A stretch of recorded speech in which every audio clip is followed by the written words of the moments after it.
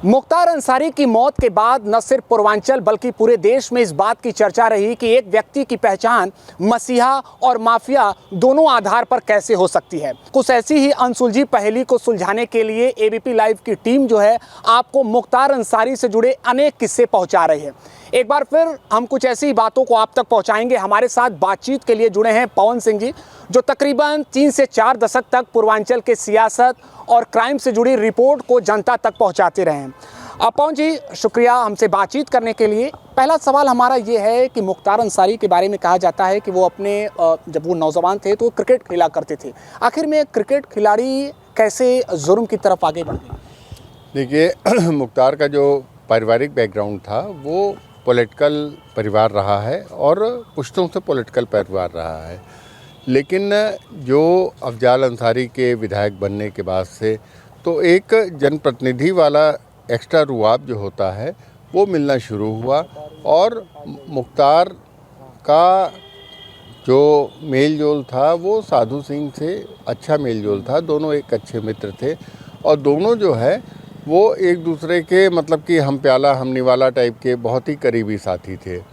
साधु सिंह के भाई मखनू सिंह चूँकि हरशंकर तिवारी के शूटर थे इसलिए उनका हनक भी ज़्यादा था, उनका खौफ भी ज़्यादा था। उस समय पूर्वांचल में एकमात्र ही बाहुबली के रूप में हरशंकर तिवारी की छवि थी। तो मखनू की हत्या हुई। मखनू की हत्या गाजीपुर जेल पे, इससे पहले मखनू ने अपने गांव के त्रिभुवन सिंह के पिता की हत्या की थी। तो इन दोनों हत्याओं के बाद ये हुआ कि गैंग लीडर साधु सिंह हो गए और मुख्तार उनके क्लोज फ्रेंड थे। तो उनके लिए वो किसी भी हद पार करने वाली जो स्थिति होती है उसमें उससे पहले भी हत्या का मुकदमा उनके ऊपर दर्ज हो चुका था, लेकिन साधु की जो दुश्मनी थी, जो गैंगवार थी, उसका वो पार्ट बन गए और उस पार्ट में उन्होंने कई पुलिस रिकॉर्ड के हिसाब से संगीन वारदातों को अंजाम दिया। संगीन वारदातों के साथ उनका नाम बढ़ता गया और साधु की भी हत्या हो गई। पुलिस कस्टडी में हुई थी, जेल से वो अस्पताल लाए गए थे, अस्पताल में उनकी हुई थी हत्या। तो उसके बाद वो गैंग लीडर हो गए। कहीं से मुख्तार का उससे पहले मतलब कि उससे 8 साल पहले का अगर वो देखेंगे साधु की हत्या के, तो गैंग लीडर माफिया डॉन बनेंगे कुछ ऐसा वो नहीं था। लेकिन परिस्थितियां ऐसी बनती गईं और उससे कहीं न कहीं से आर्थिक सामाजिक वो सारे लाभ मिलने लगे। एक परिवार का जो राजनीतिक असर था उसके साथ साथ एक खौफ वाला भी वो हो गया। तो बैलेंस उसको इस तरीके से किया गया कि रॉबिन हुड वाली छवि उनकी बनाई गई। उनकी छवि कि अगर वो एक्सटॉर्शन का या कहीं का पैसा मिला है तो उसको पैसे का कुछ हिस्सा गरीबों में भी खर्च हो गया। तो वो जो पैसा छोटा चंक खर्च हुआ लेकिन शोहरत ज़्यादा मिली, तो उससे वो छवि गढ़ी गई और छवि वो गढ़ी जाती रही। मुख्तार ने अपनी सियासत की शुरुआत गाजीपुर से की थी, लेकिन उनको फिर वही बेल्ट उनको ऐसी चाहिए थी जहाँ पे कि बुनकर हों, जहाँ गरीब हों, जहाँ माइनॉरिटी के लोग हों। तो मऊ सदर की सीट का उन्होंने इसीलिए चयन किया। और मुख्तार के ज़माने में ये कहा जाता था कि वहाँ पे पावर लूम मेन ही पेशा उनका बुनाई का ही था।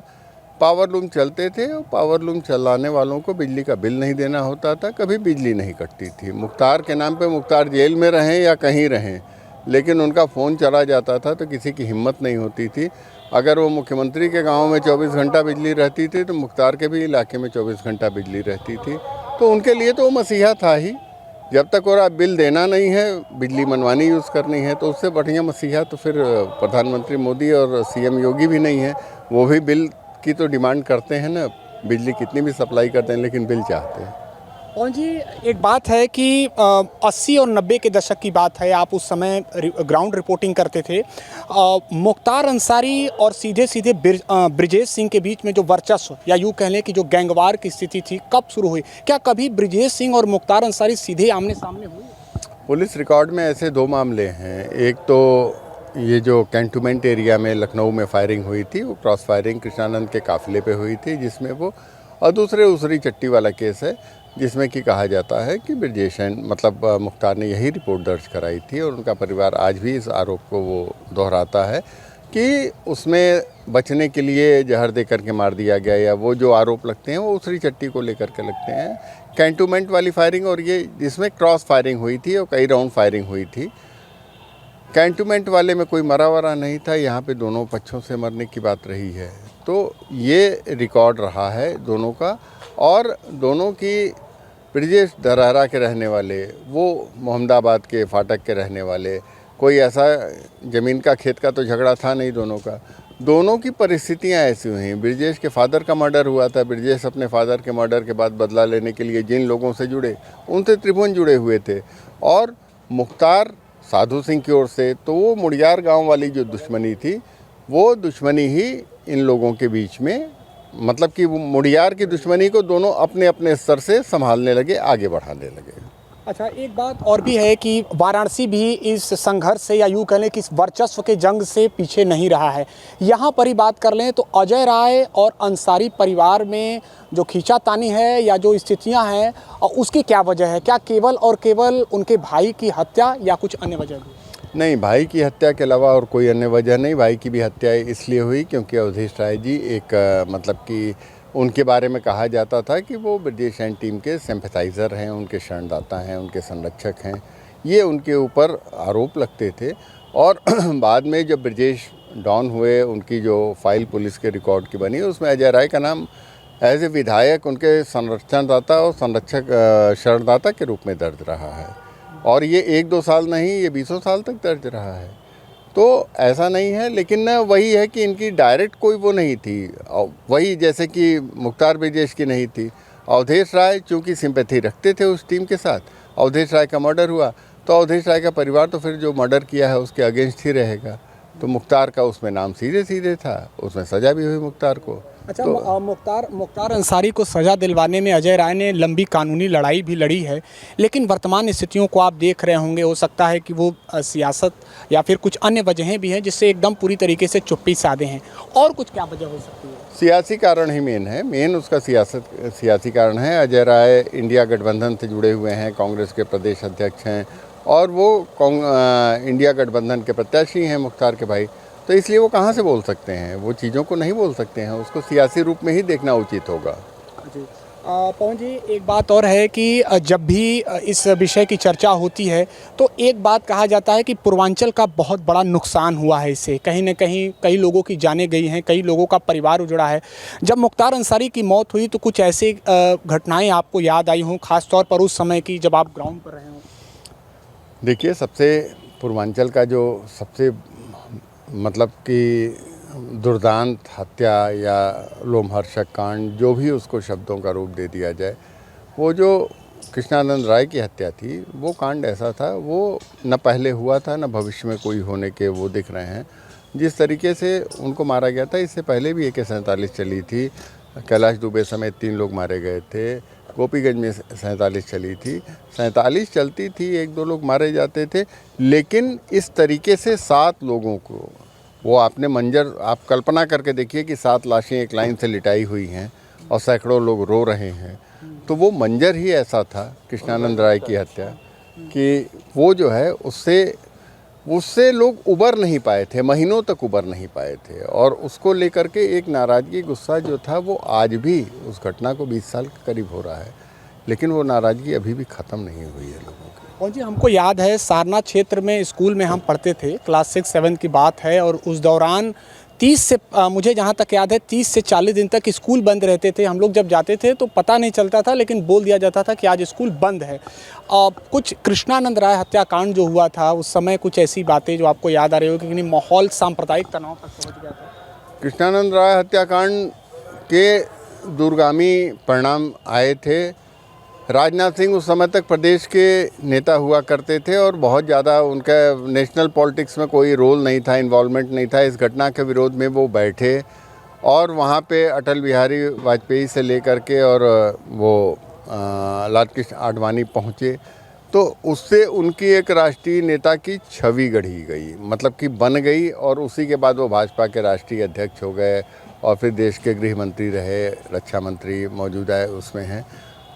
उसके साथ कई नेताओं की जो राजनीति है वो कृष्णानंद राय की हत्या के बाद, कृष्णानंद राय खुद उतने बड़े नेता नहीं थे, वो एक विधायक ही थे, पहली बार के विधायक थे, लेकिन उनकी मौत पे जो चीज़ें हुई उससे कई लोग बड़े नेता हो गए।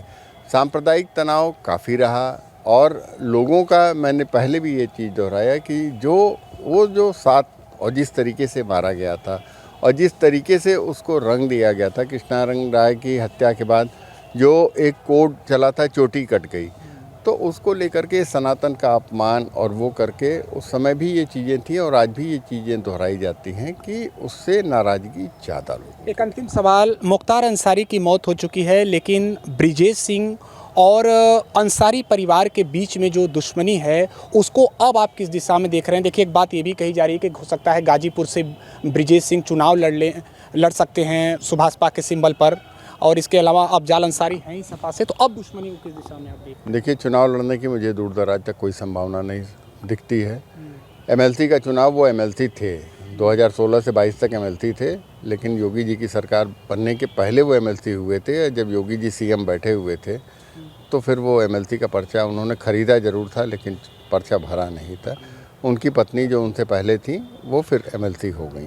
भाजपा ने अपना कैंडिडेट उतारा, वो सारी चीज़ें नहीं, वो कोरम हुआ, तो मुझे नहीं लगता है कि वो लड़ेंगे। दूसरी चीज़ कि अब लड़ाई जो है वो नेक्स्ट जनरेशन की समझ में आ रही है।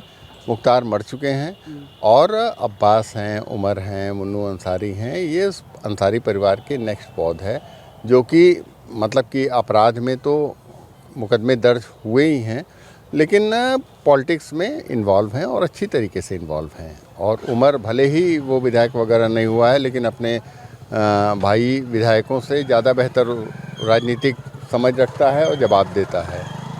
इधर की तरफ से सुशील 4 बार के विधायक हैं और मुझे लगता है कि ब्रिजेश जी की पत्नी भी जो हैं वो एमएलसी हैं। वो एमएलसी वाली सीट भी 5वीं बार, और एक बार ब्रिजेश, 2 बार अन्नपूर्णा जी, 2 बार चुलबुल सिंह, तो 5वीं बार ये सीट इनके पास आई है। सुशील 4 बार के विधायक हैं, तो इधर से भी नेक्स्ट जनरेशन का आगे वो हो रहा है। ब्रिजेश जी के जो बेटे हैं सिद्धार्थ जी, उनके भी सामाजिक उससे गतिविधियों से, सरोकारों से वो जुड़े हुए हैं। सामाजिक वो जो जनहित के कार्य होते हैं उसमें उनकी भागीदारी दिखने लगी है। तो ऐसा लगता है कि अब ब्रिजेश नहीं, उनके बेटे को पॉलिटिक्स में कुछ वो अपना मन बना करके चल रहे हैं और आगे बढ़ाया जाएगा।